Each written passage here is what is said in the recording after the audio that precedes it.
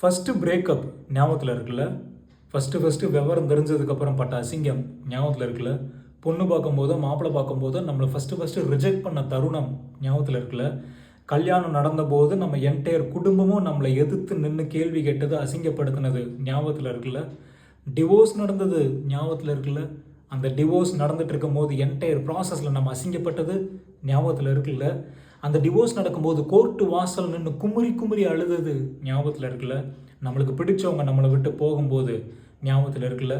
இறந்தது ஞாபகத்தில் இருக்குது, இழந்தது ஞாபகத்தில் இருக்குது, எல்லாமே ஞாபகத்தில் இருக்குது. நேற்று நடந்த மாதிரி ஞாபகத்தில் இருக்குது. இன்ச்சு பை இன்ச்சு ஒவ்வொரு வார்த்தை இப்போ சொல்கிற மாதிரி காதில் விழுந்துக்கிட்டே இருக்குது. எல்லாமே ஞாபகத்தில் இருக்குது.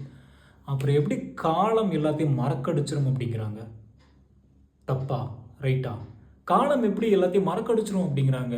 இப்போ நடந்த மாதிரி ஞாபகத்தில் இருக்கே, எல்லாமே அப்படியே கேட்டுக்கிட்டே இருக்கே, ஒழிச்சுக்கிட்டே இருக்கே, அப்புறம் எப்படி இப்படி சொல்கிறாங்க? பட் ஒரு செகண்ட், இது சொன்னது எல்லாமே 1 வருஷத்துக்கு முன்னாடி, 5 வருஷத்துக்கு முன்னாடி, 10 வருஷத்துக்கு முன்னாடி நடந்தது. ஆனால் இப்போவும் ஞாபகத்தில் இருக்குது.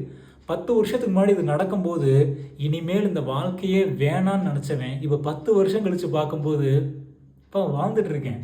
அப்போ பெரிய விஷயம்ல காலம் எல்லாத்தையும் மறக்கடிச்சிருதுல? கண்டிப்பாக கிடையவே கிடையாது. காலம் எதையுமே மறக்கடிக்காது. Time will never erase the pain. Time will make you live with the pain. அந்த வழியோடையே வாழ கற்றுக் கொடுக்கும் காலம். அந்த வழியோடையே வாழ கற்றுக் கொடுக்கும் காலம். காலம் ஒரு சிறந்த ஆசான். இன்னும் கொஞ்சம் அதிகமாக சொல்லணும் அப்படின்னா, time is the ultimate healer. Time is the ultimate healer.